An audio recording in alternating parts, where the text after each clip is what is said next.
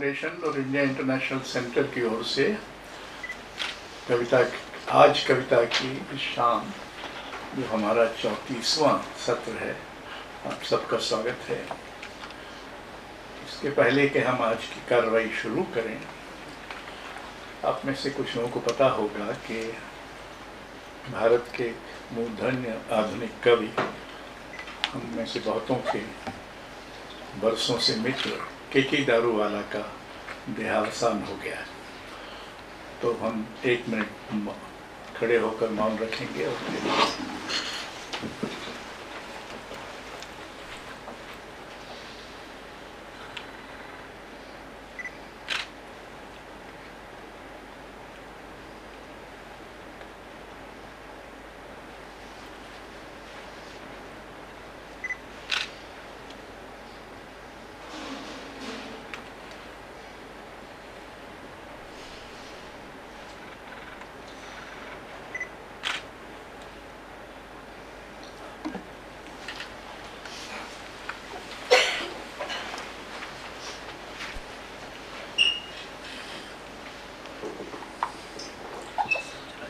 आज कविता में आमतौर पर हम 3-4 कवियों का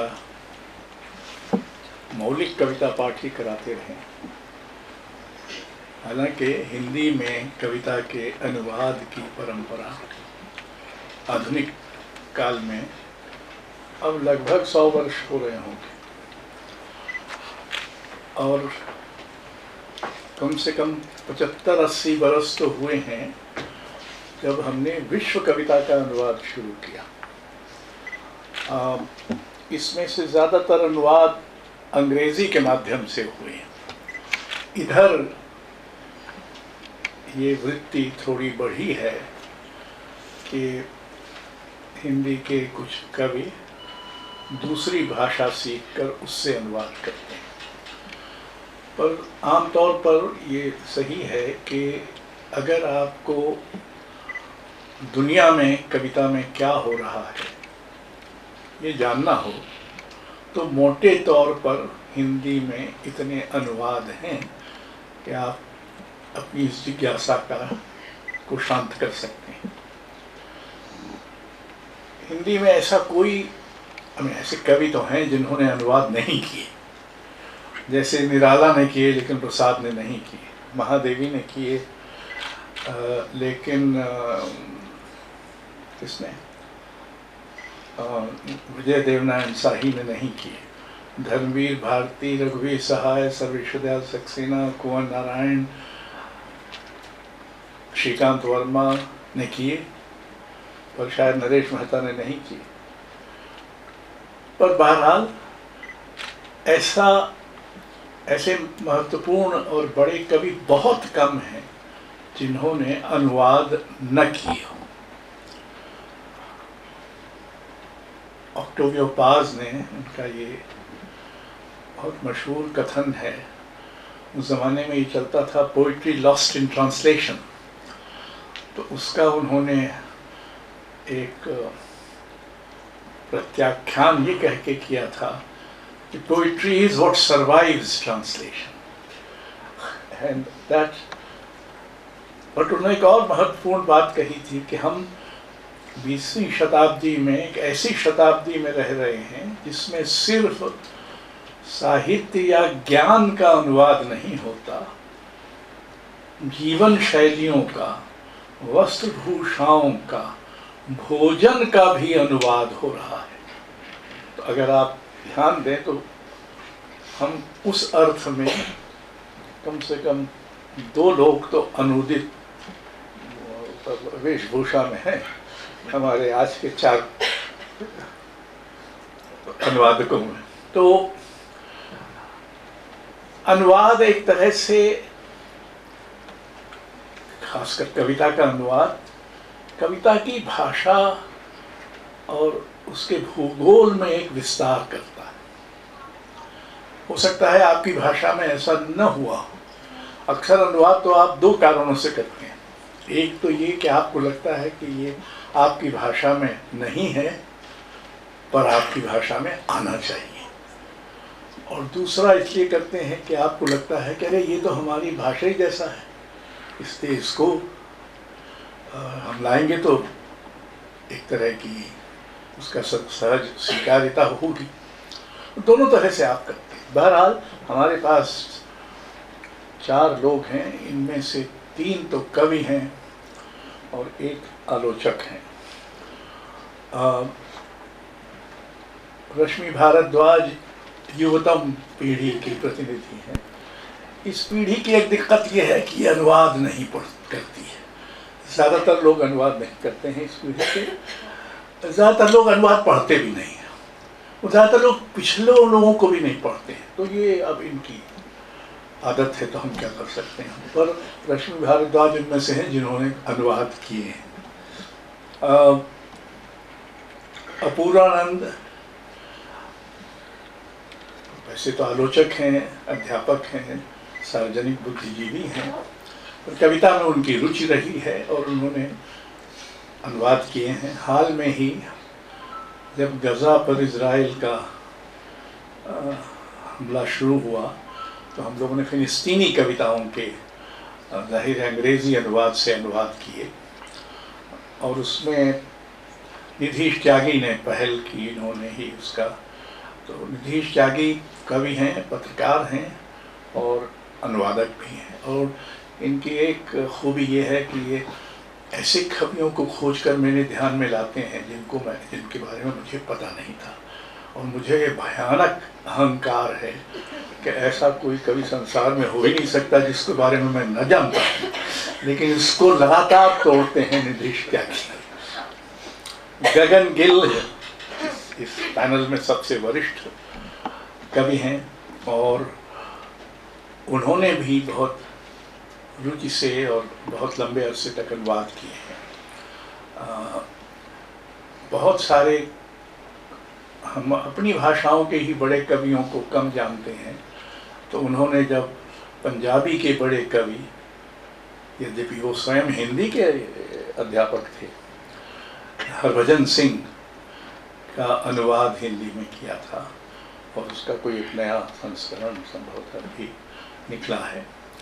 उन्होंने पोलिश कवि जिम्न्यू हर्बर्ट के भी अनुवाद किए हैं और उसका भी एक नई पुस्तक आई। तो ये 4 लोग हैं। अब खेल का नियम ये है कि ये 15 से 16-17 मिनट तक कविता पाठ कर पाएंगे और शुरू करेंगे रश्मि भारद्वाज से, उसके बाद अपूर्वानंद, उसके बाद निधीश त्यागी, उसके बाद गगन गिल। और ये बारी बारी से आते रहेंगे। मैं फिर इनके बारे में दोबारा आपसे कुछ कहने नहीं आऊँगा।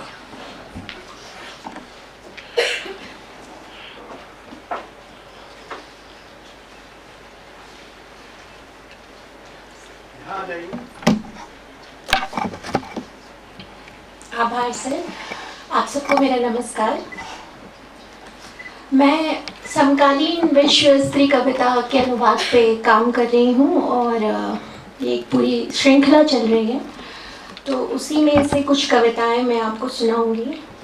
और अनुवाद करते हुए मैंने ये समझा कि भले ही अलग वर्ण है, नस्ल है, रंग है, धर्म है, लेकिन कहीं ना कहीं स्त्री पीड़ा का रंग एक है। उनके संघर्ष, उनके स्वप्न, उनके सामने की चुनौतियाँ। जब आप ये कविताएं सुनेंगे तो आप भी इससे सहमत हुए बिना रह नहीं पाएंगे।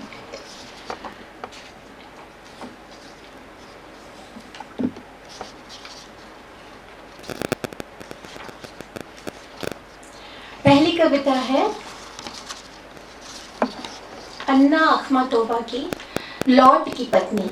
लॉट की कथा, लॉट एक देवदूत हैं जो निर्वासित हैं और सोडोम शहर से उनको निकाला मिलता है, उनके परिवार को, और यह आदेश मिलता है ईश्वर की ओर से कि पीछे मुड़ के नहीं देखना।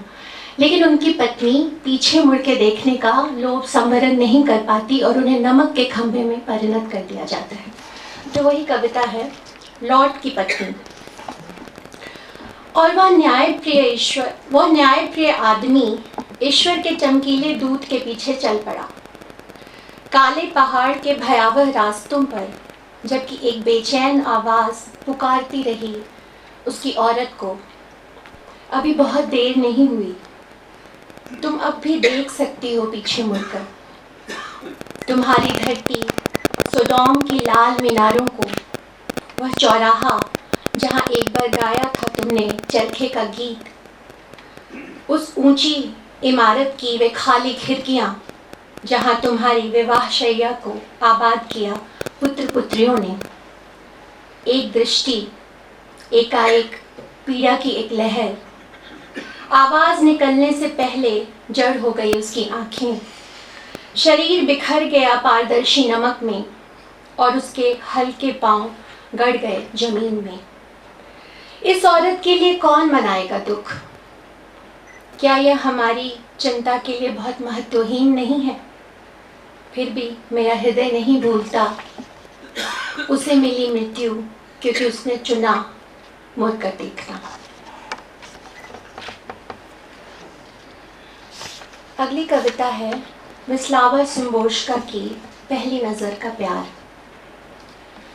उन्हें इसका यकीन था, एक आकस्मिक आवेग ने उन्हें जोड़ा। ऐसी निश्चितता सुंदर है, अनिश्चित फिर भी है अधिक सुंदर। चूंकि वे पहले नहीं मिले थे कभी, उन्हें यकीन था उनके बीच कभी कुछ नहीं था। लेकिन ये सड़कें, सीढ़ियाँ, गलियारे क्या कहते हैं, जहाँ वे एक दूसरे से मिले होंगे असंख्य बार। मैं उनसे पूछना चाहती हूँ, क्या उन्हें याद नहीं आता वह एक क्षण जब किसी घूमते हुए दरवाजे ने उन्हें किया था एक दूसरे के सामने? शायद भीड़ में कहा गया एक सॉरी, फ़ोन पर रुखाई से कहा गया गलत नंबर। लेकिन मैं जवाब जानती हूँ, नहीं, उन्हें याद नहीं आता है।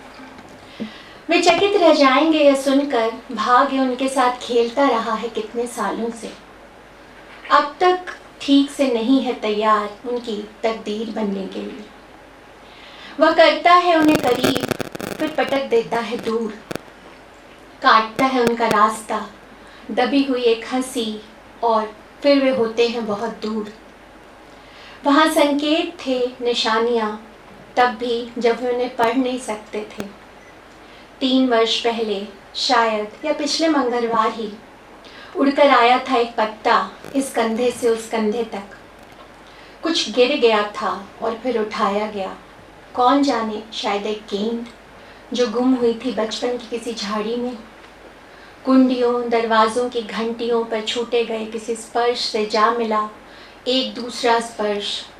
सूटकेस एक दूसरे के साथ जांच होते हुए, शायद किसी रात देखा गया एक ही सपना सुबह तक भुला दिया गया। हर आरंभ अंततः सिर्फ अगली कड़ी है, और नियति की किताब हमेशा मध्य में खुलती है।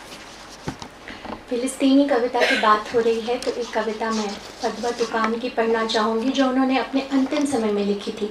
ये उनकी अंतिम कविता है जो नज़रबंद की गई थी, वो उसमें उन्होंने ये कविता लिखी हुई थी। मुझे एक क्षण दें।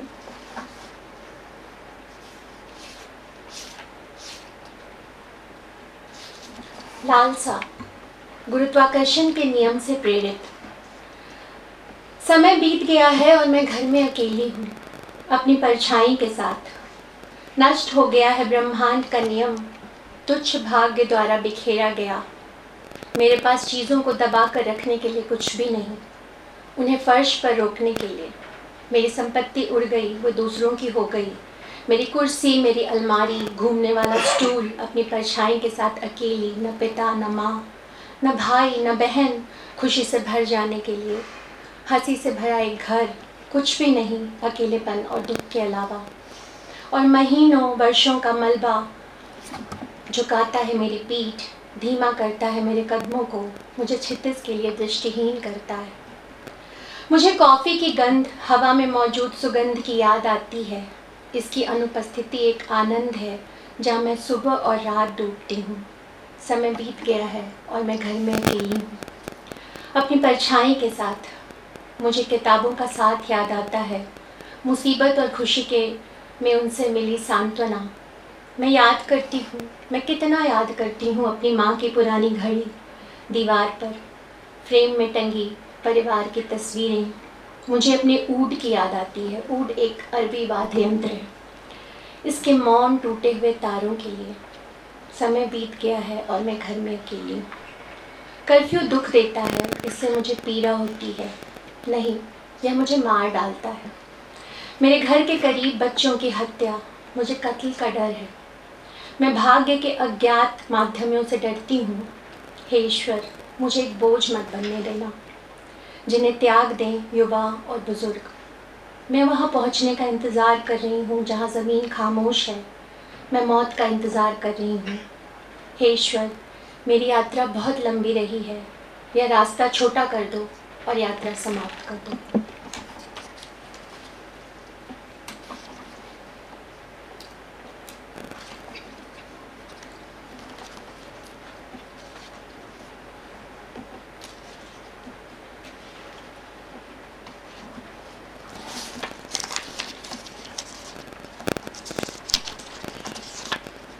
अगली कविता है एड्रियन रिच की। इस कविता का शीर्षक है अनुवाद। और इसे जब मैंने जो शुरुआत में बात की थी स्त्री कविता के कहीं ना कहीं एक संवेद उनकी वेदना के लिए, ये अनुवाद कविता जैसे स्त्री कविता का अनुवाद है, जो स्त्री की भाषा का अनुवाद है। आप मुझे किसी स्त्री की कविताएं दिखाएं, मेरी हमउम्र या मुझसे छोटी, आपकी भाषा से अनुदित। कुछ शब्द आते हैं, शत्रु, चूल्हा, दुख, मेरे यह जानने के लिए पर्याप्त हैं कि वह मेरे समय की स्त्री है, जुनूनी। प्रेम के साथ हमारे विषय हमने इसे प्रशिक्षित किया है। हमारी दीवार पर छितरी लताओं की तरह, हमारे चूल्हे पर रोटी की तरह पकाया है, हमारे टखनों पर शीशे सा पहना है। दूरबीन से इसे देखा है जैसे ये एक हेलीकॉप्टर है, हमारे अकाल में भोजन लाने वाला, या किसी विरोधी ताकत का उपग्रह। मैं उस स्त्री को देखने लगती हूँ, कोई काम करती हुई, चावल हिलाती हुई, स्कर्ट पर इस्त्री करती, सुबह तक पांडुलिपि टाइप करती, फोन बूथ से कॉल करने की कोशिश करती हुई। पुरुष के शयन कक्ष में फोन निरंतर बजता रहता है।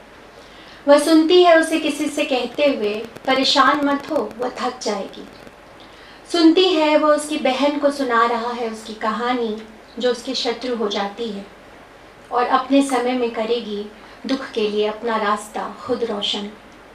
इस बात से अनभिज्ञ दुख का यह रास्ता साझा, गैर ज़रूरी और राजनीतिक है।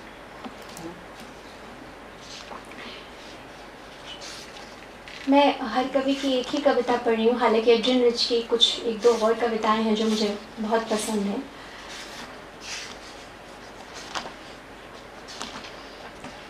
अगली कविता है ऑड्रे लॉर्ड की, यमंजा के घर से। यमंजा सृजन, जल, चंद्रमा, मातृत्व और सुरक्षा की देवी हैं। यमंजा के घर से। मेरी माँ के पास 2 चेहरे थे और एक पकाने का बर्तन जिसमें वो अपनी बेटियों को तैयार करती थी, लड़कियों में। हमें रात का खाना परोसने से पहले मेरी माँ के पास 2 चेहरे थे और एक टूटा हुआ बर्तन जहाँ वह छिपा कर रखती थी एक आदर्श बेटी जो मैं नहीं थी।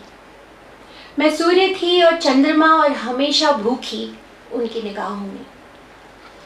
मैं अपनी पीठ पर लादती हूँ 2 स्त्रियाँ, एक स्याह और समृद्ध और छिपी हुई, उस अन्य माँ की शुभ्र भूख में, जर्द जो एक जादूगरनी, फिर भी स्थिर और परिचित। लाती है मेरी रोटी और आतंक मेरी नींद में। उसके वक्ष बड़े रोमांचकारी आश्रय हैं आधी रात के तूफान में। यह सच हो चुका है पहले मेरी माँ के बिस्तर में। समय का कोई अर्थ नहीं है, मेरा कोई भाई नहीं है और मेरी बहनें निर्दयी हैं। माँ मुझे ज़रूरत है, माँ मुझे ज़रूरत है अब तुम्हारे कालेपन की, जैसे अगस्त की धरती को चाहिए बारिश। मैं हूँ सूर्य और चंद्रमा और हमेशा भूखी, वह धारदार किनारा जहाँ मिलेंगे रात और दिन और एक नहीं होंगे। और ये एक कविता मैरी ओलिवर की, जो मुझे बहुत प्रिय है। यात्रा। एक दिन आखिरकार तुम जान गई कि तुम्हें करना क्या था और बढ़ गई, जबकि तुम्हारे आसपास की आवाज़ें चीखती रहीं अपनी बेजा हिदायतें, जबकि हिलने लगा पूरा घर और तुमने महसूस किया अपनी एड़ियों में वही पुराना खिंचाव। हर आवाज़ चीख रही थी, सवारो मेरा जीवन, लेकिन तुम रुकी नहीं। तुम जान चुकी थी तुम्हें करना क्या था, जबकि हवा ने अपनी सख्त उंगलियों से प्रहार किया था उसकी नींव पर ही। जबकि भयानक थी उनकी उदासी, पहले ही बहुत देर हो चुकी थी। डरावनी काली रात थी और सड़क पर बिखरी थी टूटी हड्डियां और पत्थर। लेकिन आहिस्ता आहिस्ता जब तुमने छोड़ दी उनकी आवाज़ें, चमकना शुरू हो गए तारे। जब तुमने पीछे छोड़ दी उनकी आवाज़ें, चमकना शुरू हो गए तारे बादलों की चादर से। और एक नई आवाज़ को तुमने हौले से पहचाना।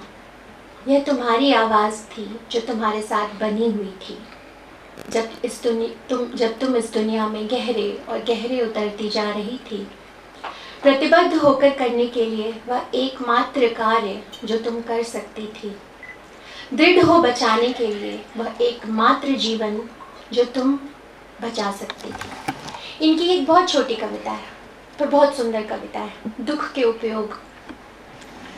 ब्रैकेट में है, मैंने स्वप्न में देखी यह कविता। कोई जिसे मैंने कभी प्रेम किया था, मुझे अंधेरों से भरा एक बक्सा दे गया। मुझे यह समझने में सालों लगे कि यह भी एक उपहार था। सर समय बचा है?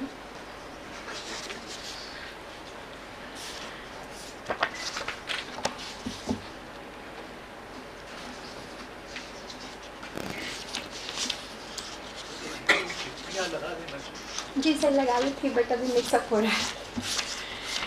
अभी चूँकि एक ही कविता पढ़नी है, तो एक नई कवियत्री हैं, बहुत नई कवियत्री हैं, वार्षण सायर। मैं उनकी कुछ छोटी छोटी कुछ कविताएं जल्दी पढ़ देती हूँ। हालांकि बहुत सुंदर कविता है, घर, लेकिन समय की घड़ी के खो गई।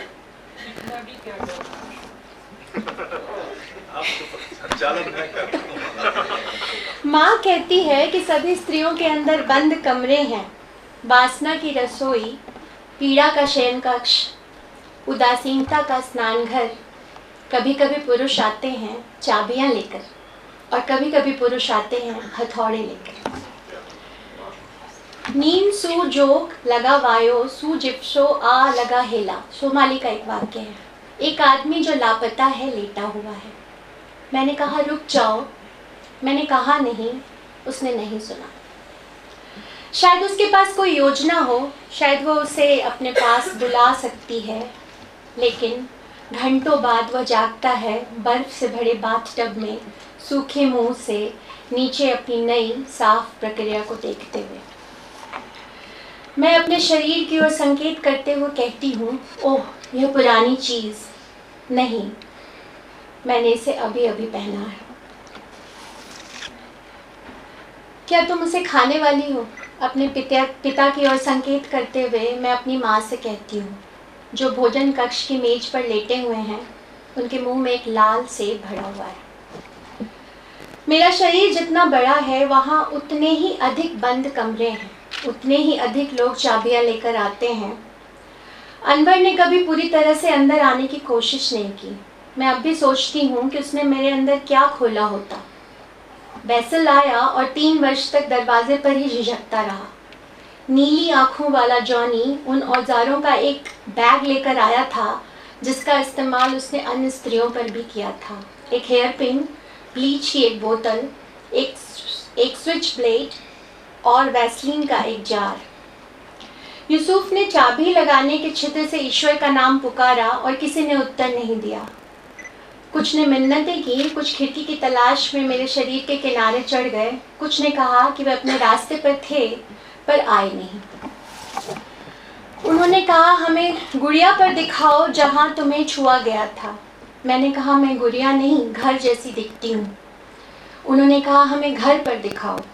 इस तरह जैम जार में 2 उंगलियाँ, इस तरह नहाने के पानी में एक कोहनी, इस तरह दराज में एक हाथ। मुझे आपको अपने पहले प्रेम के बारे में बताना चाहिए, जिसे 9 साल पहले मेरे बाएं स्तन के नीचे एक चोर दरवाज़ा मिला था। वो वहाँ से गिरा और उसके बाद से देखा नहीं गया। अक्सर मुझे अपनी जांघ पर कुछ रेंगता हुआ महसूस होता है। उसे अपने बारे में बताना चाहिए, मैं शायद उसे बाहर जाने दूंगी। मुझे आशा है वह उनसे नहीं टकराया होगा, छोटे शहरों के वो लापता लड़के, अपनी दिलचस्प माओ वाले, जिन्होंने बुरे काम किए और मेरे केशों की भूल भुलैया में खो गए। मैं उनसे काफ़ी अच्छा सलूक करती हूँ। रोटी का एक टुकड़ा, अगर वे भाग्यशाली हुए तो फल का एक टुकड़ा, नीली आंखों वाले जॉनी को छोड़कर, जिसने मेरे केशों को उठाया और रेंग कर अंदर आ गया। मूर्ख लड़का मेरे भय के तहखानों में जंजीरों से बंधा हुआ है। मैं उसे डुबोने के लिए संगीत बजाती हूँ। दरवाजे पे दस्तक, कौन है? कोई नहीं। महफिलों में मैं अपने शरीर की ओर संकेत करते हुए कहती हूँ, यहीं प्रेम आता है मरने के लिए। स्वागत है, आओ, अपने घर जैसा महसूस करो। सब हंसते हैं, उन्हें लगता है मैं मजाक कर रही हूँ।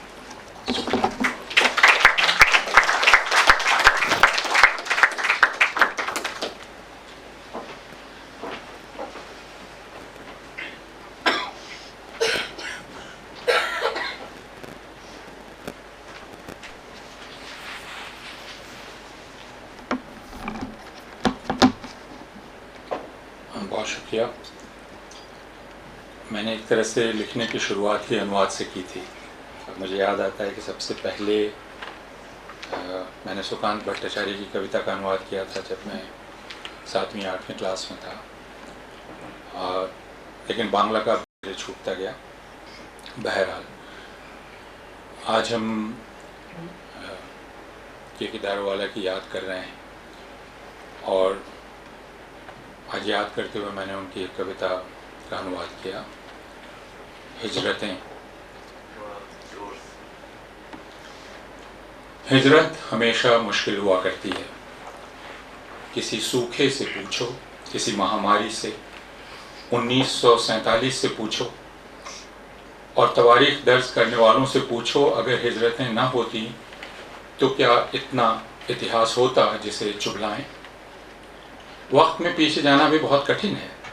किसी से पूछो जो सरगोधा को पीछे लौट रहा है, या झेलम या मियांवाली, और वे तुम्हें बताएंगे।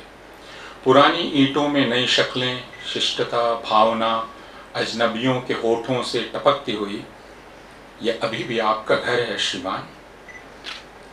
और अगर तुम वक्त पर विचार करो, जो अब और वक्त नहीं है, अतीत बर्फ हो गया है, वह पत्थर है, वह जो नहीं हिलता और धड़कता वक्त नहीं है।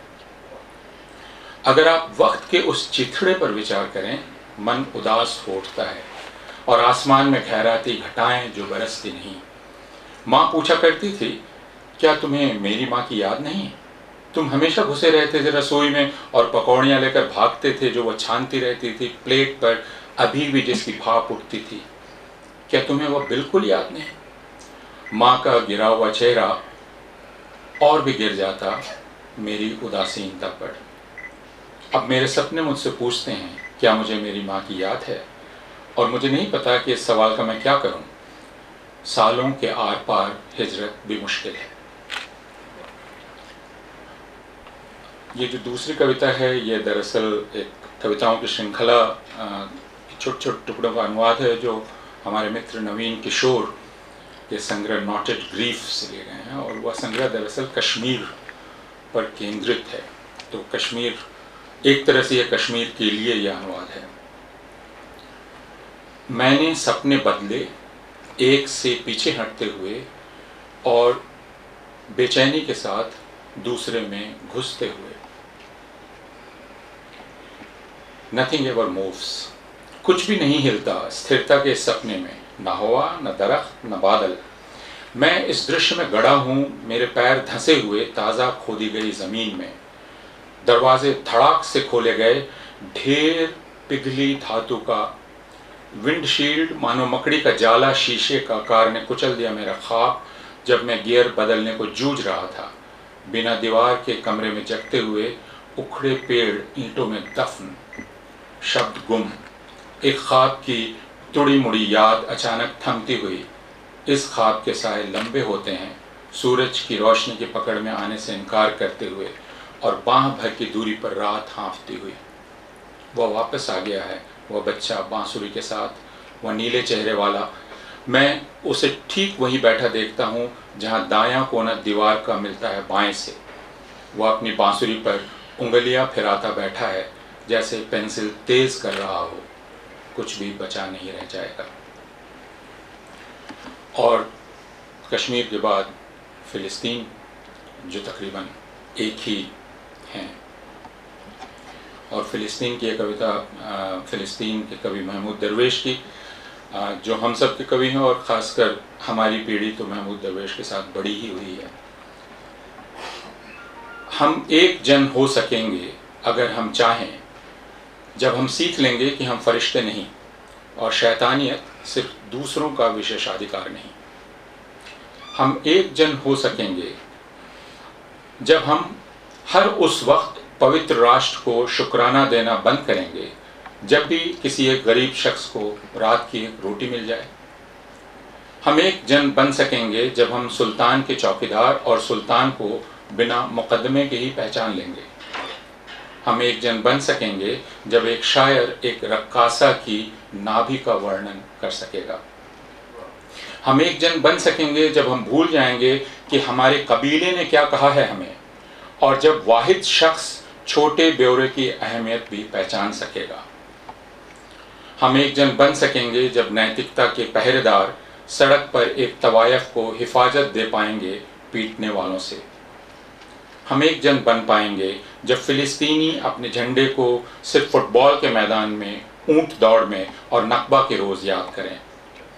हम एक जन बन सकेंगे अगर हम चाहें जब गायक को एक दो मजहब के लोगों की शादी के वलीमा पर सूरह अल रहमान पढ़ने की इजाज़त हो। हम एक जन बन सकेंगे जब हमें तमीज़ हो सही और गलत की। और बर्तोल्ट ब्रेख्त, जिनकी कविताओं का अनुवाद 1981 से मैं करता रहा हूँ, और ख़ासकर उनकी रंगमंच संबंधी जो कविताएं हैं उनकी तरफ मैं आपका ध्यान खींचना चाहूँगा, लेकिन एक दो कविता आपके लिए। ऑन सीरियसनेस इन आर्ट, उस आदमी की गंभीरता का जो चांदी के आभूषण तराशता है, वैसे ही स्वागत है रंगमंच की कला में, और स्वागत है गंभीरता का उन लोगों की जो बहस कर रहे हैं मजमून पर एक पर्चे की बंद दरवाजों के पीछे। लेकिन मरीज पर झुके हुए डॉक्टर की गंभीरता का कोई मेल नहीं अब रंगमंच की कला से। और यहाँ पूरी तरह पाबंदी है पुरोहित की गंभीरता पर, भले ही वह विनम्र हो या उत्तेजनापूर्ण। पेड़ बतलाता है कि उसने फल क्यों नहीं दिए, कवि बतलाता है कि उसकी पंक्तियां क्यों गड़बड़ा गईं, जनरल बतलाता है कि जंग क्यों हारी गई, तस्वीरें भुरभुरे कैनवास पर आंकी गई, खोज के दस्तावेज विस्मरणशील लोगों के हवाले किए गए, शानदार बर्ताव किसी के द्वारा न देखा गया। क्या टूटे फूलदान का इस्तेमाल पेशाबदान की तरह किया जाना चाहिए? क्या अटपटी त्रासदी को प्रहसन में बदल देना चाहिए? क्या बदशक्ल महबूब को रसोई में डाल देना चाहिए? उन सब की जय जो ढहते मकानों को छोड़ देते हैं, उन सब की जय जो निराश दोस्त के मुंह पर दरवाज़ा बंद कर देते हैं, उन सब की जय जो एक असंभव योजना को भूल जाते हैं। मकान उन पत्थरों से तामीर किया गया जो मौजूद थे, विद्रोह उन विद्रोहियों के सहारे किया गया जो उपलब्ध थे, तस्वीरें उन रंगों से रंगी गईं जो उपलब्ध थे। जो कुछ भी मिल सकता था उससे खाना तैयार किया गया, ज़रूरतमंदों को उपहार दिए गए, उनसे गुफ्तगू की गई जो मौजूद थे, उपलब्ध संसाधनों, बुद्धि और हिम्मत के सहारे काम किया गया। लापरवाही को माफ़ नहीं किया जाना चाहिए और अधिक मुमकिन था अफसोस जाहिर किया जाता है। इससे क्या फ़ायदा होगा?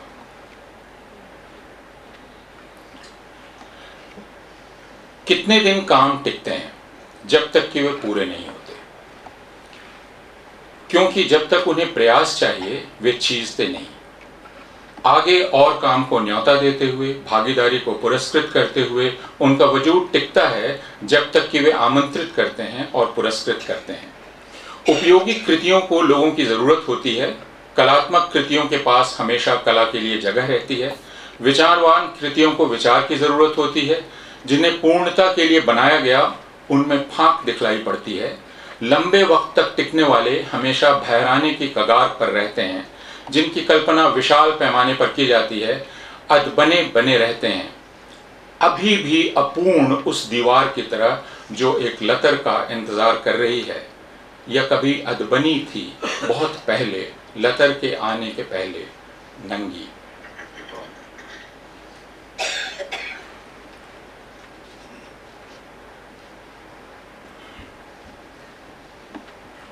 और ये फर्नांडो पेसोवा की कविता है।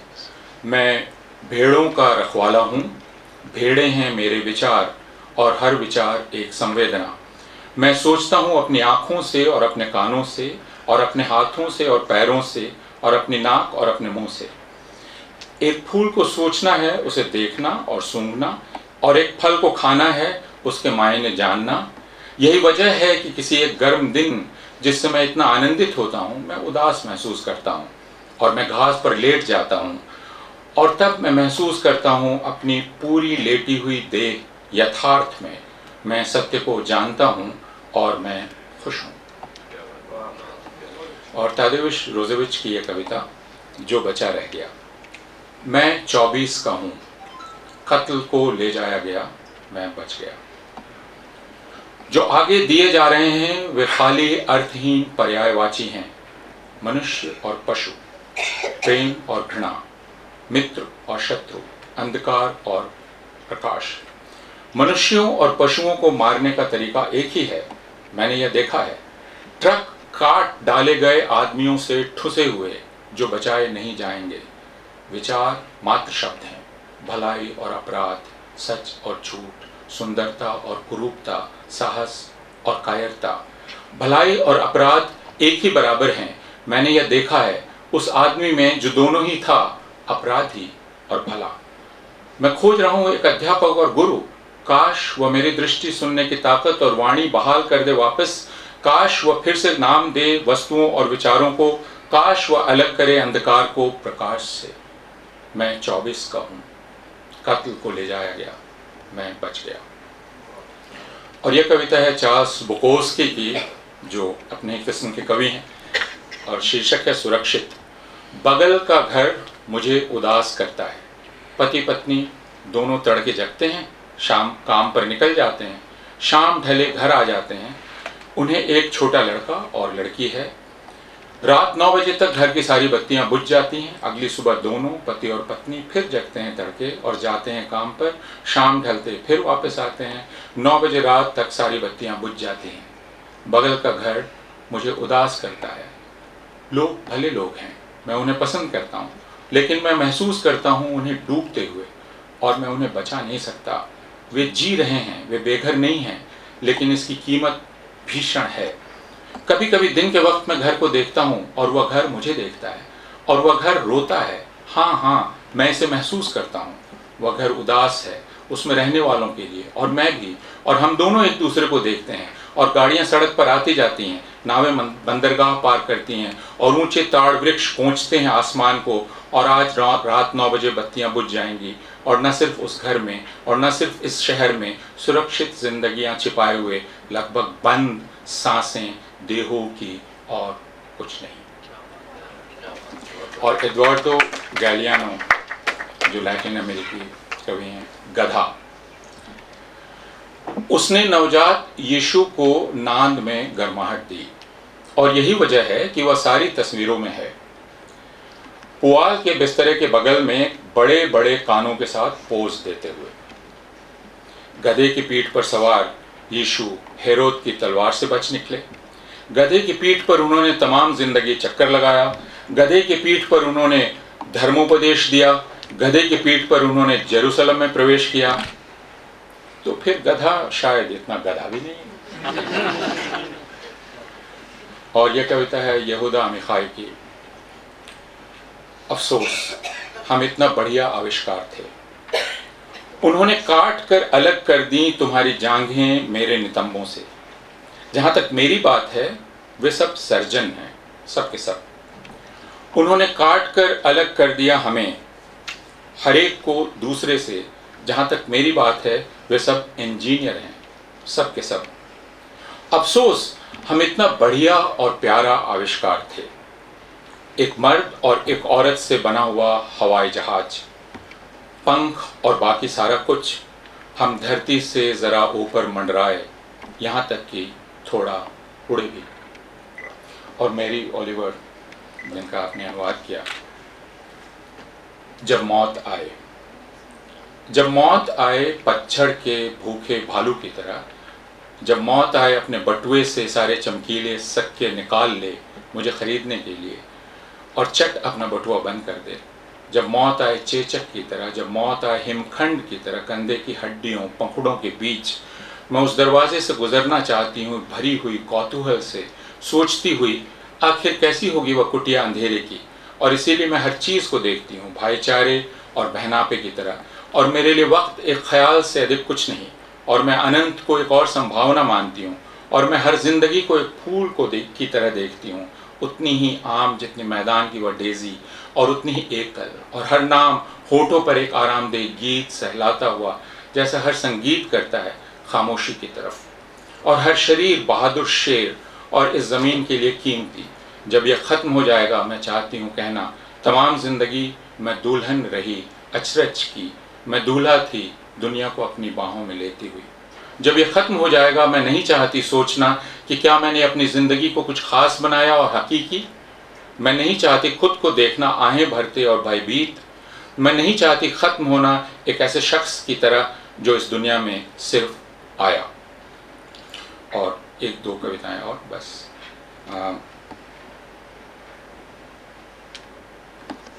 अल्टीमेटम, फिलिप लार्किन की कविता है। लेकिन हमें अपनी दीवारें बनानी ही चाहिए, क्योंकि हम जो हैं वैसे ज़रूरी बनाता है।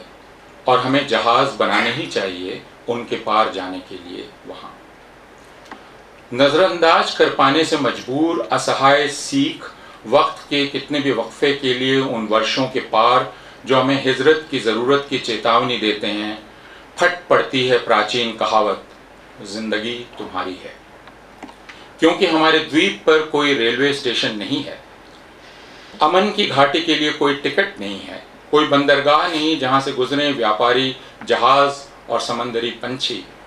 जब तुम बच्चे थे, टूटे जहाज में फंसा नाविक अपने चाकू, पेड़ के तने और लतरों के सहारे बचता हुआ, अभी के लिए तुम्हें बच निकलना चाहिए, या ना कहते हुए खत्म हो जाना चाहिए। और यह कविता है साल्वाडोर एस्प्रियो की।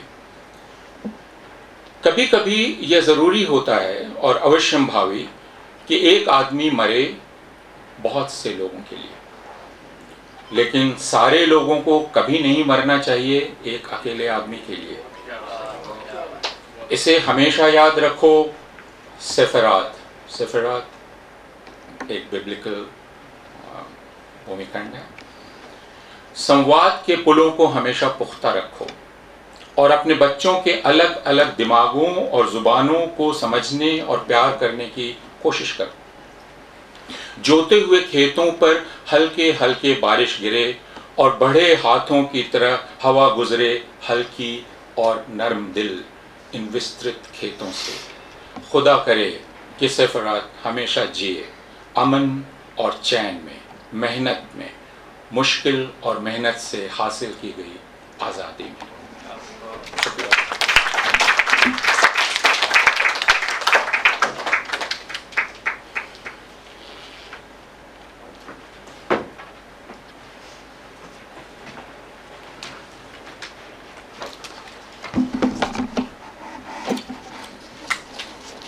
शुक्रिया। ये पहली कविता ईतल अदनान की है, जंग के समय में होना। ये बहुत लंबी कविता है, इसका एक अंश मैं पढ़ दूंगा। जंग के समय में होना, in the heart of another country. भाषा को विकृत करना, बच्चों की निगाहों को भ्रष्ट और बर्बाद करना, यह नया निज़ाम है। शैतानियत को फैलाना, खास तौर पर बनी मशीनों से। न्यूयॉर्क में बारिश के थमने का इंतज़ार करना और तभी बगदाद के ऊपर बमों की बारिश करना। दुख को परिभाषित करना और एक एनाटॉमिक कोर्स में उसकी चीर-फाड़ करना। जुकाम पकड़ना, दोपहर को खाना पकाना और कचरे के ढेर तक जाना। बाहर जाना और सोचना कि कैसे ब्रॉडवे समुद्र तक दौड़ा जा रहा है। खरीदना और घर लौट आना। भीतर और बाहर दोनों की दीवारों को तोड़ना। उस शहर में रहना जिसे कत्ल कर जीता गया है। एक खंडहर के ऊपर दूसरा जोड़ना। बेबीलोन से रश्क करना। उसकी लाशों और उसकी जिदों पर नफरत की बौछार करना। जिंदा सामान को जलाना। खजूर के पेड़ों को आग का पानी देना। ये होता है बर्बरता वाला काम। इराक को मिटाने वालों में पागलपन के लक्षण पकड़ना। न भूलना कि ब्रिटिश इसका हिस्सा हैं। न भूलना कभी भी। कसम खाना पहाड़ की और उसकी ऊंचाई की कि कभी कुछ भी नहीं भूला जाएगा। दिमाग की सतह पर इनान्ना का नाम को रेदना और उसे जिंदा करने की कोशिश में उसे पुनर्जीवित करना। पुनर्जीवन पर यकीन को फिर से जिलाना। प्यार नहीं करना। रात में देर तक जगे रहने के लिए सो लेना। ये पाना कि क्रिया के संज्ञा रूप धोखा है। अपनी जमीन खो देना। हडसन नदी तक जाना। बहुत सारी हरी बत्तियों को पार करना। डूबते हुए सूरज को नदी किनारे रोशनी का एक पट्टा छोड़ते हुए देखना। इस नज़ारे को जैसा था वैसा याद करना और जैसा है। बाद में चकित होना कि कैसे दिमाग ने वह दिमाग बनाया जहां वक्त का एहसास बना, जबकि जगह अपनी जगह से नहीं हिल रही है।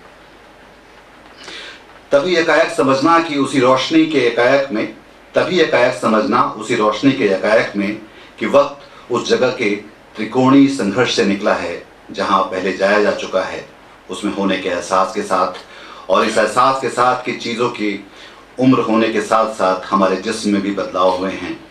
स्मृति इस एहसास को मुमकिन करती है और इन तत्वों का आपसी मेल जोल दिमाग के इस बोध को बनाना है।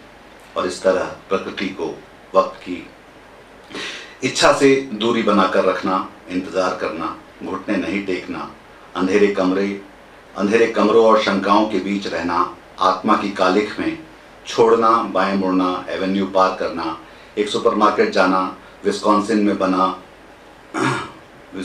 बनी यूनानी चीज़ खरीदना, मांस और अनानास के सामने डोलना, काउंटर पर चीज़ के पैसे देना, बाहर निकलना, ध्यान देना कि ट्विन टावर अपनी जगह पर नहीं है, कुछ और सोचने की कोशिश करना, घर होना, अपनी दयाशील मुद्रा बनाए रखना, शोर के बारे में शिकायत करना, बगदाद के आर्कियोलॉजिकल म्यूजियम में रखी गठरियों को लेकर रोना, दर्द महसूस करना, प्यार को दफन करना, कड़वाहट को बाहर थूकना, अपने दांत साफ करना, निश्चित करना कि दिन बीते हुए कल की तरह ही रहेगा, खबर नवीसों की असंवेदनशीलता पर अचरज करते रहना, अखबार को फेंक देना, जिंदगी को बुनने वाली अलग अलग जंगों को याद करना, अपने दिमाग के भीतर देखना। बेरूत में चल रहे अंग्रेजी फौजियों को उन तक जाना नहीं ताकि वे तस्वीर बनी रहें, अपने हाथ धोना, उन्हें सुखाना, गोली निगलना, पर्दों की तरफ देखना, दिन में नहीं सोना, फ़ोन की घंटी से डरना, गोल गोल चक्कर लगाना, पेंटिंग पर आती रोशनी को बदलते देखना, ये सोचना कि पेड़ बड़ा हो चुका है, उसके ऊपर सूरज के निशान देखना, उसके भीतर झांकना और पाना एक भीमकाय शीशे की दीवार को। अपनी नज़र ठीक वैसे वापस लाना जैसे कोई अपनी नाव को बंदरगाह पर लाता है, लताओं की तुलना सांपों से करना, आईने देखना, बाहर जाने की ख्वाहिश का गला घोटना, एक सुबह के अखबार से अगली सुबह तक अपने दिन गिनना, खुद को बंदी महसूस करना, दुनिया की उम्र भूल जाना पर खुद की याद रखना, दुख पर जीना, हंसने के लिए खुद को अक्षम महसूस करना, जो नहीं पता उसकी राह देखना, न जानना कि बगदाद की लाइब्रेरी तबाह हो चुकी है, नए तबाहखोरों पर गुस्सा करना, हर किताब के लिए खून बहाना, उन किताबों में से एक को भी कभी न पढ़ पाना, अपनी नसों को दबाना, अपने दिमाग में छिपे रहना, हुए नुकसान का जायजा लेना, वास्तविक अंजामों को देखना, आंसू पूछना, अंदरूनी आंसुओं को घाव में बदलते पाना, नई बीमारियों का पता करना, बर्बादी के मलबे में फंस जाना, मृत सभ्यताओं में लौटना और उन्हीं में से एक हो जाना, मुर्दों से टकराना, पेट पर उल्टी करना और दिल निकाल कर बलगम निकालना, अपना सर अलग कर देना, बगदाद की जमीन पर फिक्रमंद होना, गर्मी को एक हथियार की तरह बुलाना, माइकल मैकूलर के साथ वह शराब पीना जो अरबी खून से बनी है, डर को धक्का देकर किनारे करना, पर्दे वापस खींचना, तय करना, दोनों एक ही बात हैं। दुख, बिना राहत वाले दुख और मौत के बीच में एक चुनना, धुंध की सांस लेना और अनिश्चितता की, सारी बत्तियां बुझा देना और दीवार पर अपने मन की तस्वीरों को बड़ा कर देखना, अंजाम तक ले जाने वाली लड़ाई शुरू करना, उसे अगली पीढ़ी तक ले जाना, जानकार रहना हर कार्रवाई के बुनियादी तौर पर बेकार होने की, घर से बाहर निकलना, खुद से भी शुरू करना, सुबह रात के लंबे इंतजार में, सच को विस्फोट करवाना, देशों का विस्फोट करवाना, कुछ नहीं के सामने खुद को बेसब्र पाना, अपने हाथ धोना और दांत साफ करना।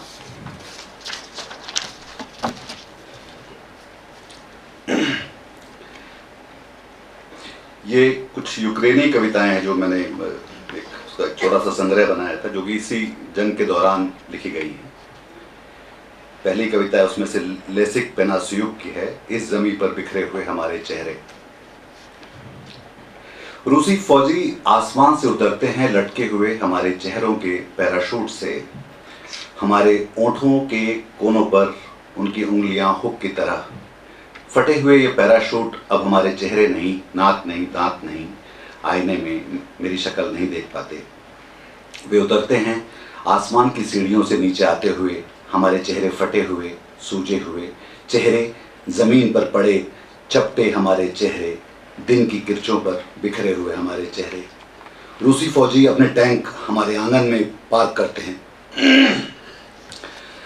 हमारे अपार्टमेंट में घुसकर फैल जाते हैं, हमारी किताबें पढ़ते हैं बिना समझे, यूक्रेनी, अंग्रेजी, पोलिश, बेलारूसी, चेक, Latvian, Romanian, German, French, Georgian, Swedish, Croatian, तुर्की, स्पेनी, यहाँ तक कि रूसी भी। बताओ इस किताब का मतलब, पड़ोसियों से फौजी पूछता है, उन्हें दीवार की तरफ उछालते हुए, ये पंक्ति यहाँ कैसे तोड़ी गई बताओ। पड़ोसियों से पूछता है, हमारी औरतों का तीसरी, चौथी, पांचवी बार बलात्कार करते हुए। हमारे पड़ोसियों के बच्चों से पूछता है, बताओ जब उन्हें तलघर में बंद किया जा रहा है। बताओ इस कविता का मतलब, फौजी पूछता है हमारे पड़ोसियों से, उनसे जिरह करते हुए, ये लाइन यहाँ पर क्यों तोड़ी गई। पूछता है पड़ोसियों से, जबकि तलघर में हमारे बच्चों के पास खाने के लिए कुछ नहीं है, हमारे चेहरे कांपते हैं जैसे हवा की वजह सा। ऐसे कैसे है, पूछता है एक फौजी, कि मेरी समझ में नहीं आता अगर हमारा देश दुनिया में सबसे ज्यादा पढ़कों का है। रूसी फौजी शोरबा बना रहे हैं हमारे भंडार और फ्रिज से सब्जियां छीनकर, और चूल्हे में हमारी किताबें फेंक रहे जलाने के लिए। सबसे नौजवान यूक्रेनी कविताओं के शानदार संस्करण जल रहे हैं। उनके बाद 20 के दशक के, उसके बाद 2020 के दशक के, उसके बाद 2010 के दशक के, 1990 वाले दशक के, फिर 8वें, 6ठे, 5वें दशक के, और फिर इस तरह यूक्रेनी साहित्य के आखिरी तक तर्जुमे जल रहे हैं और मूल किताबें भी। आग पर चढ़े हैं वे सारे लेखक जिन्होंने हम पर अपना असर छोड़ा। आग भभकती है हर उस किताब पर जो हमने नहीं पढ़ी या पढ़ने का मन बनाया। जल रही हैं सारी कविताएं, छपी, अनछपी, अनलिखी और दोबारा लिखी। और इस तरह ये कविता हमारे चेहरों के बारे में आग के पिछवाड़े की तरह उछाल दी गई ताकि रूसी फौजी आखिरकार गटक सकें अपना शोरबा। रूसी फौजी तय करते हैं कि मजे लिए जाएं दूसरे रूसी फौजियों को हमारे बच्चों के फोटो एल्बम दिखलाकर। ये वाला देखो, खरगोश वाले कपड़ों में बेवकूफ़, जबकि मैं यहाँ मिलिट्री वर्दी में, और मैं यहाँ पैराट्रूपर के कपड़ों में, और मैं यहाँ एक नाविक की तरह। खरगोश, ये कितना मजाकिया देश है।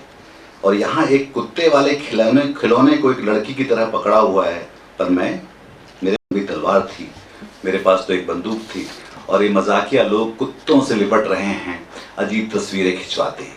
अरे देखो कैसे आग भी हंस रही है। और इस तरह बचपन भी आग के हवाले है, स्कूल के साल भी।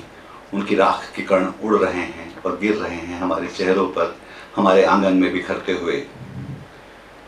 मकोड़ों की तरह हैं रूसी फौजी, हाँ मकोड़ों की तरह वे रूस की काली मिट्टी से बाहर आ रहे हैं, यूक्रेनी गलियों में आंसुओं के पोखर में मरने के लिए। हवाई जहाज से यहाँ आने और फिर हेलीकॉप्टर से वे उतरते हैं लटके हुए, उन पैराशूट से जो हमारे चेहरों के हैं। जंगी जहाज़ों पर सवार वे हमारे दिन के पानी के बीच रास्ता बनाते हैं। आसमां में वे मर रहे हैं, ज़मीन पर वे मर रहे हैं, वे मर रहे हैं, वे मर रहे हैं। पर कोई हंसी नहीं सुनाई पड़ती हमारे चेहरे के होंठों पर, कोई हंसी नहीं, जो बिखरे हुए हैं हमारे पिछवाड़े के आंगन में। एक और यूक्रेनी कवि हैं सेरी ज़दान, और ये बंकर्स में और मोर्चों पे जाकर भी वहाँ भी कविताएं वहाँ पढ़ के सुनाते हैं। वहाँ गए तो उनसे किसी ने कहा कि ये हम फौजी ने कहा कि हमें एक फ्रीजर चाहिए, तो बोले कि बियर के लिए? तो उसने कहा कि नहीं, ताकि लाशें लौट सकें ठीक से अपने घरों तक। सेरी ज़दान, जो ज़रूरी हो वह ले जाना, जो ज़रूरी हो वो ले जाना। चिट्ठियाँ ले जाओ, वही ले जाओ जो उठा सकते हो। निशानियाँ ले जाओ, एम्ब्रॉयडरी ले जाओ चांदी, लकड़ी की सलीब और सुनहरी प्रतिकृतियाँ ले जाओ। कुछ रोटी और बगीचे से सब्जी ले लो, फिर जाओ। हम कभी लौट कर नहीं आएंगे, हम अपने शहर को फिर कभी नहीं देखेंगे। खत ले जाओ, सारे के सारे, खराब खबरों के आखिरी कतरे तक। हम कभी नहीं देखेंगे हमारी कोने वाली दुकान को, हम कभी उस सूखे कुएं से नहीं पिएंगे। हम कभी नहीं देखेंगे परिचित चेहरे फिर कभी। हम शरणार्थी हैं, हम भागते हैं तमाम रात। हम भागते हैं सूरजमुखी के खेतों की बगल से, हम भागते हैं कुत्तों से, कौवों की बगल में सुस्ताते हैं। पानी उलीचते हैं अपने नंगे हाथों से, शिविरों में बैठकर राह देखते हैं, जंग के अजदहों को नाराज करते। तुम नहीं लौटने वाले और दोस्त कभी नहीं वापस आएंगे। कोई धुआं छोड़ती रसोइयाँ नहीं होंगी, कोई सामान्य रोजगार नहीं। नींद में डूबे शहरों में कोई सपनीली रोशनियाँ नहीं होंगी, कोई हरी घाटियाँ नहीं, कोई उपनगरी ऊसर जमीन नहीं। सूरज किसी सस्ती रेलगाड़ी की खिड़की पर धब्बे जैसा होगा। चूने से पटे हैजे के गड्ढों की बगल से निकल रही औरतों की एड़ियों पर खून लगा होगा।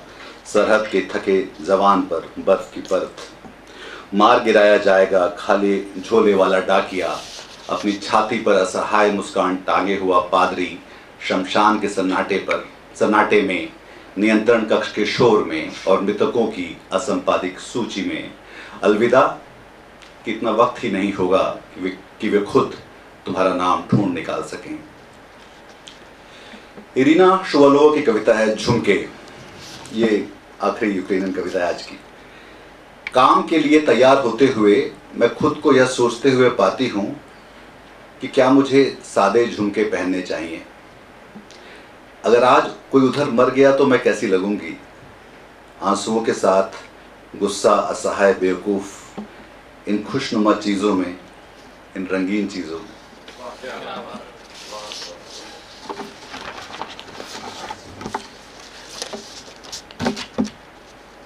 एक विश्वावा सिम्बोस्का, हम शायद सब लोगों की सगी चाची, ताई, मामी, ऐसी मौसी ऐसी कुछ चीज़ है, शायद सब लोग इसको उस तरह से देखते हैं।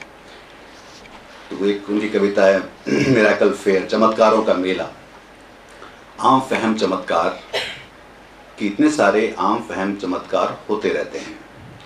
साधारण चमत्कार, रात के देर में अदृश्य कुत्ते भौंकते हुए। बहुत में से एक चमत्कार, छोटा सा हवाई बादल की कुवत कि इतने बड़े चांद की तरफ से ध्यान खींच ले। एक में कई सारे चमत्कार, एल्डर का पेड़ पानी में प्रतिबिंबित और बाएं का दाएं में पलटा हुआ, शाखाओं के तने की तरफ बड़ा होता हुआ पर कभी भी जड़ों से नहीं जुड़ता जबकि पानी गहरा नहीं है। एक आम तौर वाला चमत्कार, हल्की से मध्यम हवाएं, तूफान में तेज होती हुई। पहली बार का चमत्कार गाय गाय ही रहेगी, उससे अगला पर आखिरी नहीं। बस ये वाला चेरी का बगीचा, बस इस वाली चेरी की गुठली से। बिना टोपी और पूंछ वाला चमत्कार, फड़फड़ाते हुए सफेद कबूतर। एक चमत्कार ये भी, और क्या कहें इसे। सूरज आज सुबह 3:14 पर उगा और डूबेगा 8:01 पर।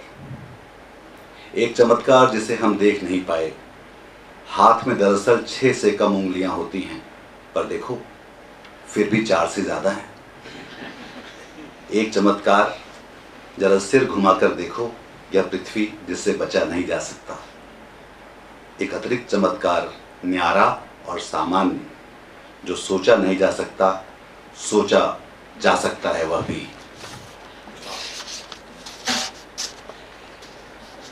एक डेरेक वॉलकॉट की कविता है, प्यार के बाद प्यार।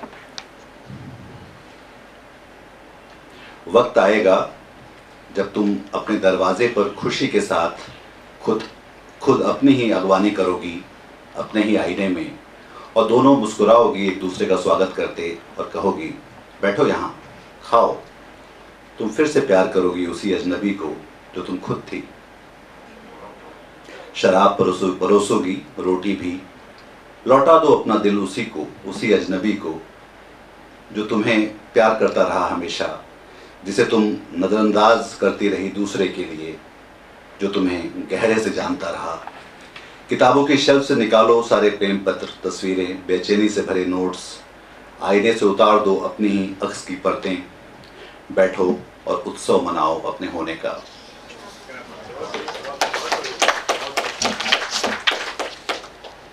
ये कविता मुझे बेहद पसंद है क्योंकि मैं फंसा हुआ हूँ इसमें काफ़ी समय से। रेमंड कावर की कविता है, बाहर आते ही दरवाज़ा बंद हो जाना और भीतर जाने की कोशिश करना। तुम बस निकले बाहर और भेड़ दिया दरवाज़ा बिना कुछ सोचे, और जब पलटकर देखा कि क्या किया तुमने, देर हो चुकी थी। अगर यह जिंदगी की कहानी की तरह लगता है, ठीक ही है।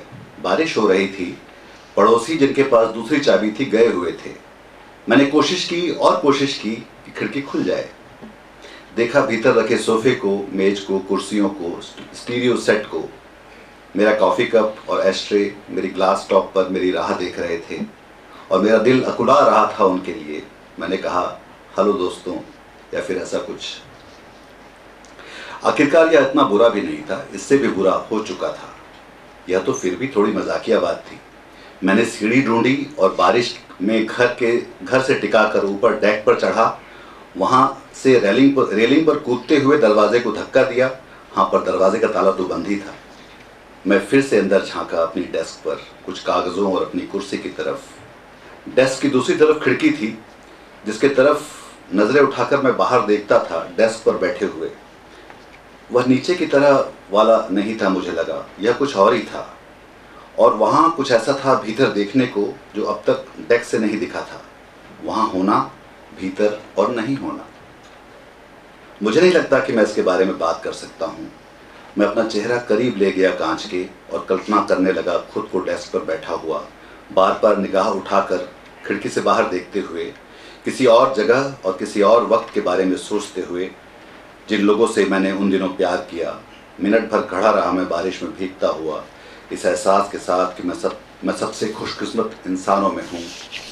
हालांकि शोक की एक लहर उठी और गुजर गई मुझसे। हालांकि मुझे उन दिनों के दिए जख्मों को लेकर दर्दनाक शर्मिंदगी का एहसास हुआ। मैंने उस खिड़की को तोड़ा और कमरे में वापस चला गया।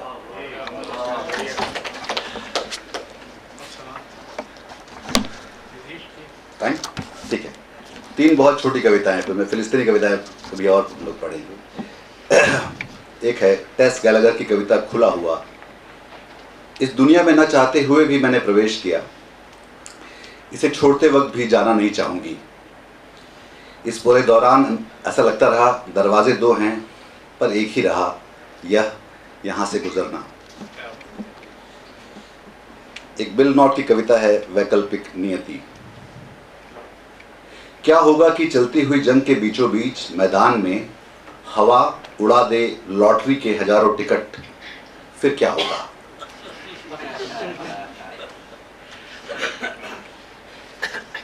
और चार्ल्स शिमेक की कविता है, मेरे बहुत प्रिय कवि है, छोटी सी कविता है, तेज हवा वाले दिन। दो जांघिए, एक सफेद दूसरा गुलाबी, कपड़े सुखाने वाले तार पर टंगे, ऊपर नीचे फड़फड़ाते हुए, पूरी दुनिया को बताते हुए कि किस पागलपन के साथ वे प्यार में हैं।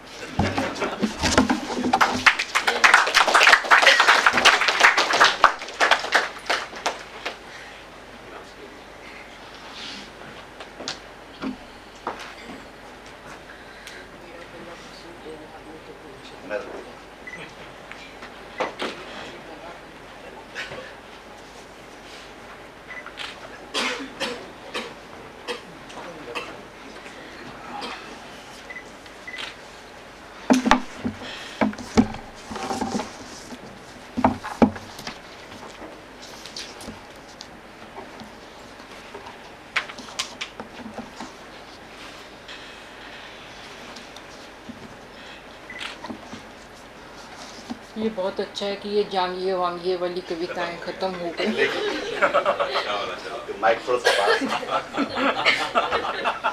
क्योंकि अब मैं बिल्कुल दूसरी दुनिया में आपको ले जा रही हूँ। मैंने आश्रम के लिए 3 कवियों को चुना। सबसे पहले अक्का महादेवी को पढ़ूंगी। और अक्का कवि नहीं थी, वचन कहती थी। उन्होंने अपना कहा हुआ कुछ लिखा भी नहीं। जो कुछ भी हमारे पास आया है वो कुछ उनके दिल से और कुछ सुनने वालों के मन से पकता पकता आया।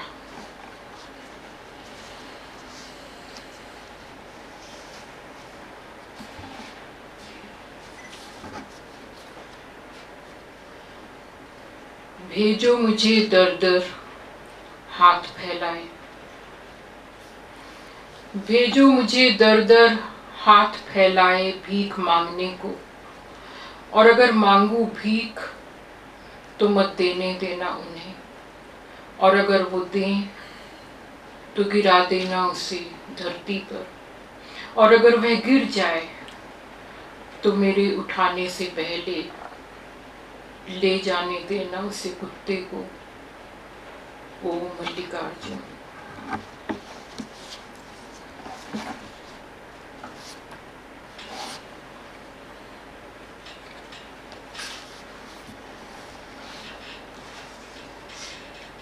उनके सब वचन, जैसा आप जानते ही हैं, उनके इष्ट देव को संबोधित हैं। बंदर जैसे मदारी की छड़ पर, पुतली जैसे डोर के सिरे पर, मैं नाची हूँ जैसा तुमने नचाया है, बोली हूँ जैसा तुमने बुलवाया है, रही हूँ जैसा तुमने रखा है। जगत के नियंता भागती रही हूँ जब तक तुम चीखे नहीं। रुक।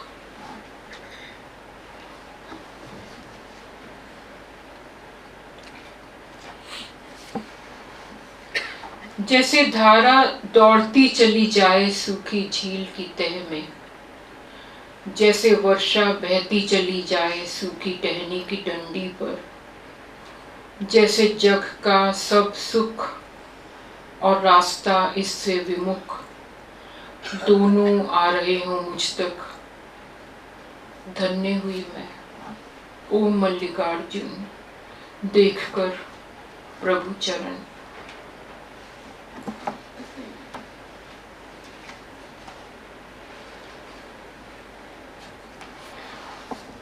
सन्यासी होने से क्या हुआ अभिप्राय? किसी भी रूप में आए धन उसे लेना नहीं है। जिह्वा सन्यासी होने से क्या हुआ अर्थ? जिह्वा की छोर से लेना नहीं मधुर स्वाद। स्त्री सन्यासी होने से क्या हुआ अर्थ? जागृति, स्वप्न, सुषुप्त सब अवस्था में रहना है उसके संग से दूर। दिगंबर रहने का क्या हुआ अर्थ? रहना चाहिए नंगा मन। इन चारों का मर्म जाने बिना बेकार नष्ट हुए। देखो मल्लिकार्जुन।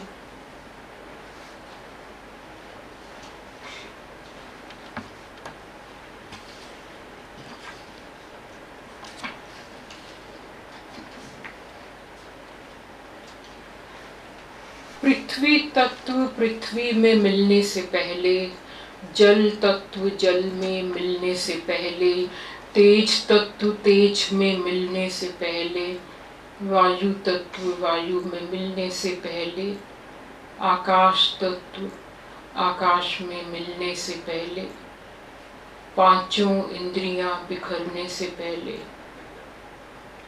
बार बार तुम्हें मेरा प्रणाम ओ मल्लिकार्जुन।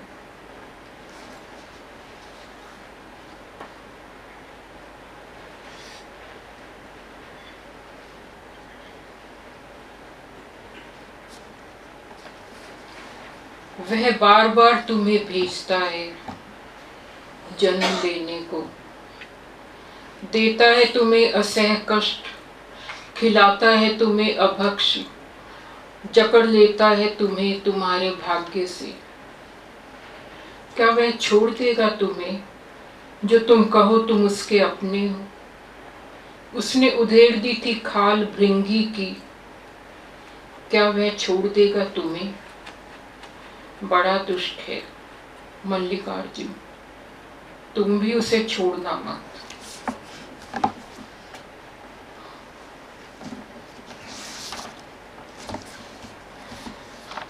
तीन कविताएं पढ़ना चाहती हूँ जिपनी और हर्बर्ट की। इन्हें सबसे पहले अशोक जी ने ही अनुवाद करवाया था। इस किताब को नजर लग गई, ये 30 साल 35 साल लग गए इसको आते आते। तब हर्बर्ट आने वाले थे विश्व कविता के लिए, शायद 89 या 90 के बाद।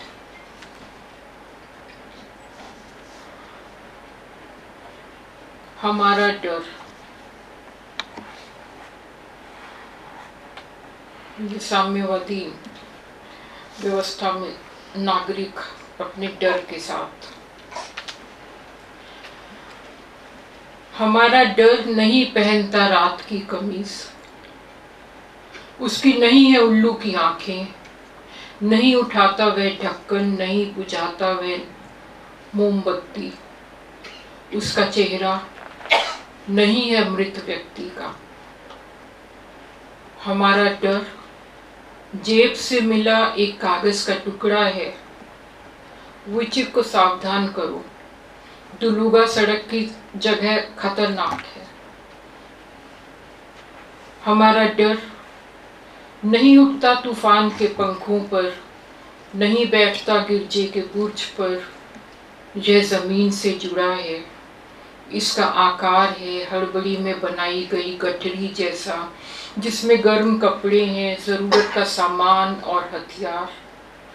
हमारे डर का चेहरा नहीं है मृत आदमी का, मृत बहुत मेहरबान है हम पर, उन्हें हम अपने कंधों पर लिए फिरते हैं, सोते हैं उसी कंबल में, बंद करते हैं आंखें, ठीक करते हैं होंठ, एक सूखी जगह ढूंढ करते हैं दफन उन्हें, न बहुत गहरा न बहुत उथला।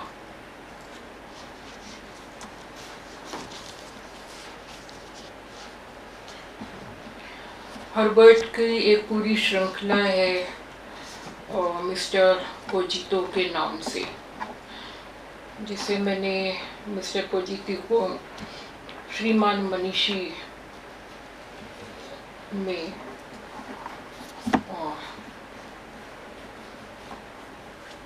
प्रस्तुत किया।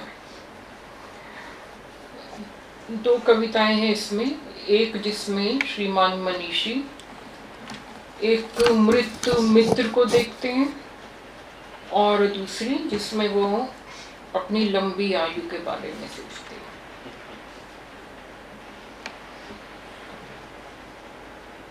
श्रीमान मनीषी देखते हैं एक मृत मित्र।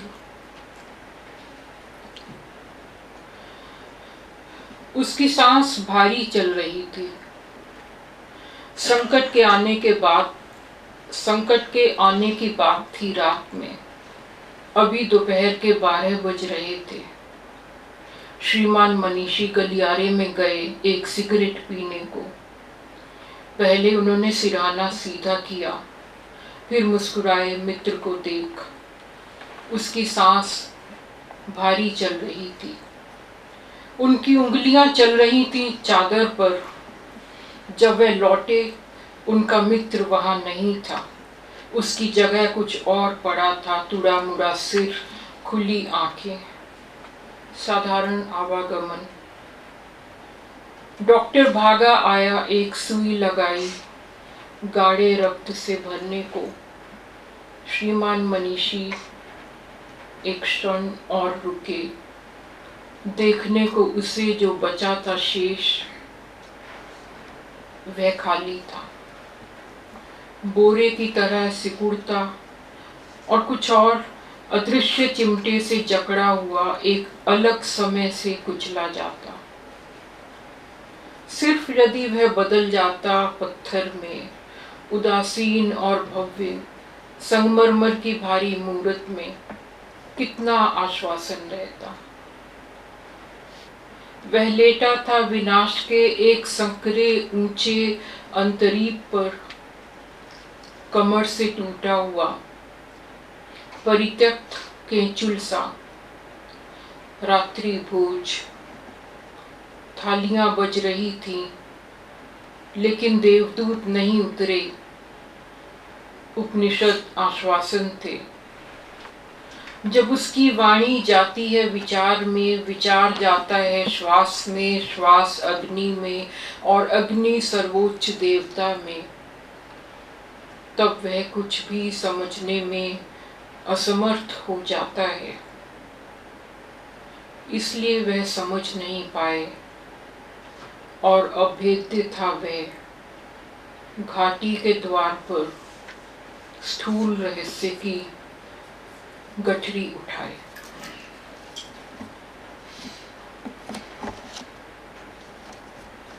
और ये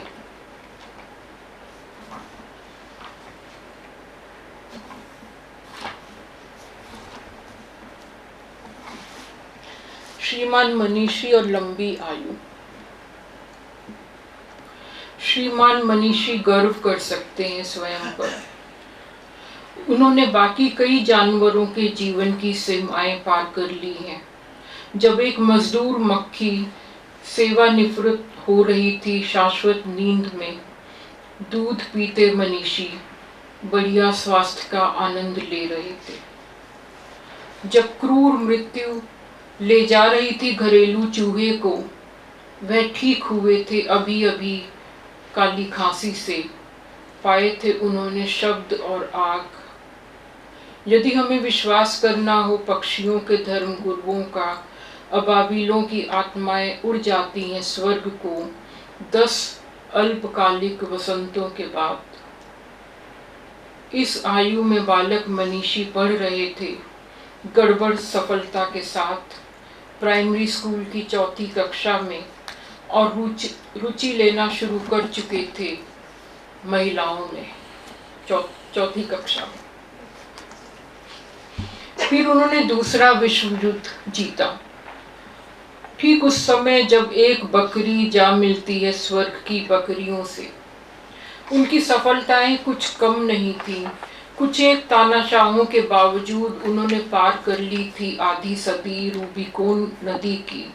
रक्त रंजित लेकिन जीवित वह जीत गए थे। मछली से मगरमच्छ से, केकड़े से। अब वह पाते हैं स्वयं को ईल मछली के अंतिम क्षण और हाथी के अंतिम क्षण के बीच। सच कहा जाए तो जहाँ खत्म हो जाती हैं श्रीमान मनीषी की महत्वाकांक्षाएं। हाथी के साथ ताबूत साझा करना उन्हें भयभीत नहीं करता बिल्कुल भी। उन्हें भूख नहीं है लंबी आयु की, तोते की तरह या उड़ते बाज या कवच ढके कछुए या बेवकूफ बत्तख की तरह। अंत तक श्रीमान मनीषी चाहते हैं गाना, बीतते समय की सुंदरता का गीत। यही कारण है वे नहीं पीते नशीले पेय, समझौता नहीं करते शैतान के साथ। एक अच्छे माली की सार संभाल से वह अपने चेहरे की झुर्रियां बनाते हैं, विनम्रता से स्वीकार करते हैं नाड़ियों में जमा कैल्शियम। श्रीमान मनीषी प्रसन्न है स्मृति के दोषों से। उन्हें बहुत कष्ट दिया था स्मृति ने। अमरता बचपन से ही उनमें पैदा करती थी कंपा देने वाला भय। देवताओं से ईर्ष्या क्यों की जाए?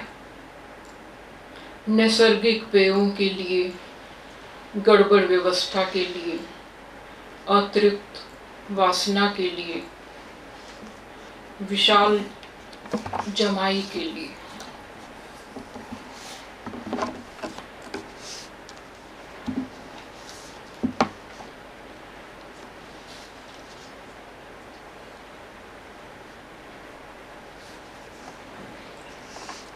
ये अंतिम 3-4 कविताएं,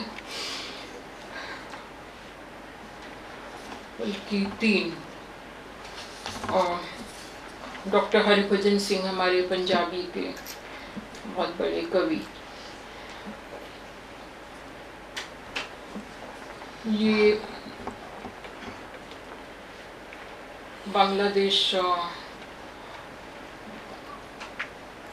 की जब स्वतंत्रता संग्राम चल रहा था उस समय की कविताएं। कैसे उन्होंने अपने को सिचुएशन में इमेजिन किया।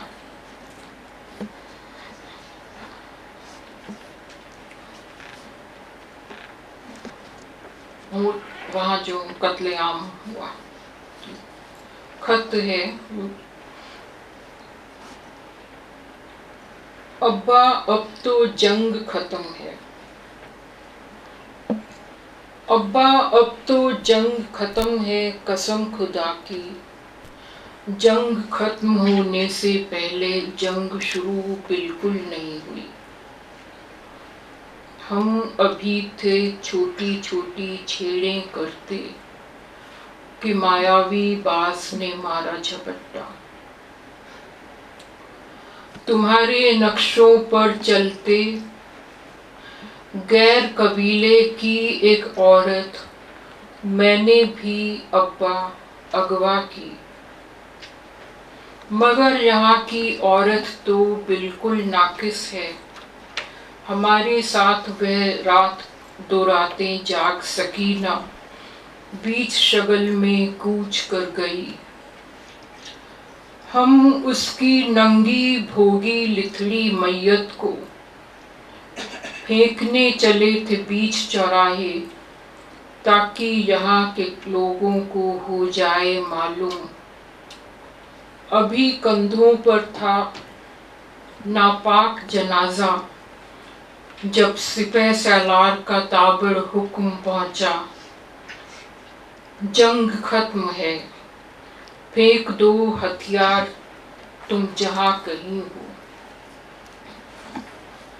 हथियारों की फेंक फेंकाई में अपने कंधे पर बैठी मैयत भूल गए सब। अब्बा मेरे कंधों पर लिथड़ी लाश अभी तक बैठी है। हरदम डरता हूँ बोलने लगेगी किसी भी वक्त। अब्बा, मेरी अम्मा को यह मत बतलाना, क्या कहेगी उसका बेटा गैर कबीले की एक नंगी भोगी औरत अपने कंधे पर जगह जगह उठाए फिरता है।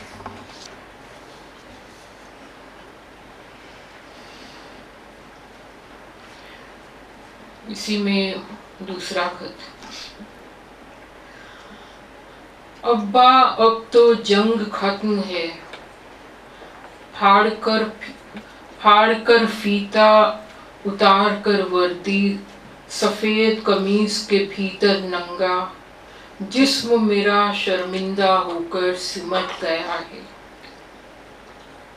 सब हथियार फेंक दिए हमने, लूले बाजू टूटी टहनी जैसे झूले, लगता है मेरा दाया बाजू धुली सूखी सिकुड़ी खाली आस्तीन है खूंटी पर जो टंगी हुई।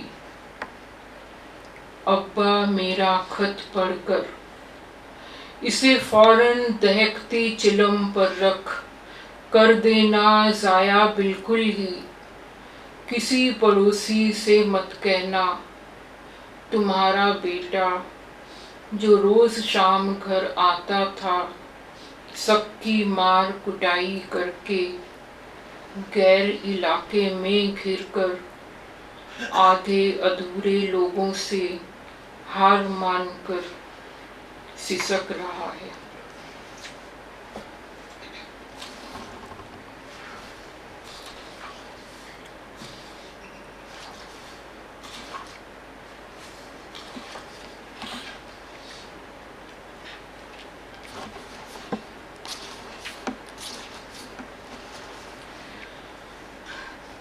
इस चौराहे का मन अभी ठिकाने नहीं है, हड़बड़ा कर उठता है बैन करे दरियाओं के, मर चुके प्रिय बेटों के नाम गिनते हुए भूल जाता, चुप हो जाता है। लगता है जैसे अभी उबलता कोई समुंदर चल बसा। कभी अचानक हंसता है तो लगता है मीलों तक धरती दरक रही है। इस चौराहे का मन अभी ठिकाने नहीं है। आधा सिर तो तीखी दराती ने साफ कर दिया, आधे में कीटाणु पकते उछल रहे हैं। पता नहीं कब उफन गिरे किनारों पर से। इस चौराहे का मन अभी ठिकाने नहीं है। इस अब्बा ने अपनी बेटी अगवा होने से पहले इसी जगह पर नंग मनंगी देखी थी। सोच रहा है अगवा हो जाने से पहले नंगा हो जाना क्यों जरूरी है।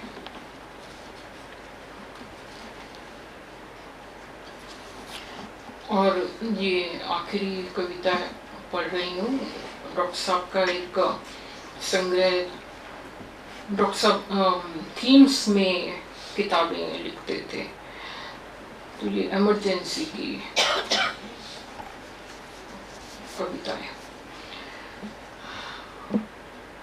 कोई नहीं वह मेरा कोई नहीं था, मेरे पड़ोस में रहता वह मेरा पड़ोसी नहीं था। उसे ले गए वे जो जब आते हैं रात हो जाती है। गली की इस चुप्पी को मैं सिर्फ इतना भर जानता हूँ, एक बार जल्दी जल्दी गुजरते हुए मैंने उसकी नेम प्लेट चोर आंखों से पढ़ी थी। या कभी कभी गली के नुक्कड़ पर बेदरवाजा दीवार पर लगे नए और पुराने इश्तिहार बड़े गौर से पढ़ते उसे देखा था। वे आए जीप में हथकड़ियों समेत चीखते बूटों समेत बेवजह। वो जब अपने जुलूस में गली में से गुजरा, मैं अपने घर के सामने दीवार पर लगे इश्तिहार सा हाजिर था। उसने गली के सब इश्तिहारों को एक एक करके देखा और फिर चुपचाप जीप में जा बैठा। कोई नहीं, कोई नहीं, वह मेरा कोई नहीं था। जीप चली गई तो लगा ये गली एक दरिया थी जो अभी अभी सूखा है। यहाँ एक पेड़ था जिसके पंछी पत्ते अचानक उड़ गए हैं कहीं।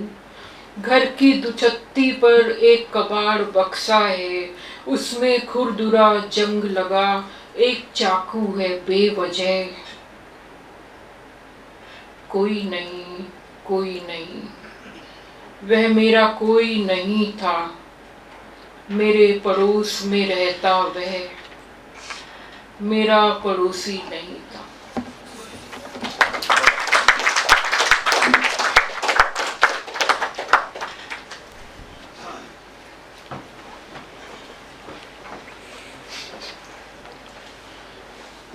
मित्रों, आपने ये इतने सारे कवियों की कविताएं अनुवाद में सुनते हुए ये महसूस किया होगा कि संसार में कितनी कविता है जिसका हमें पता नहीं है, और कितने मार्मिक जीवनानुभव, जीवन की छवियां, प्रसंग, चरित्र इन कविताओं में फैले हुए हैं।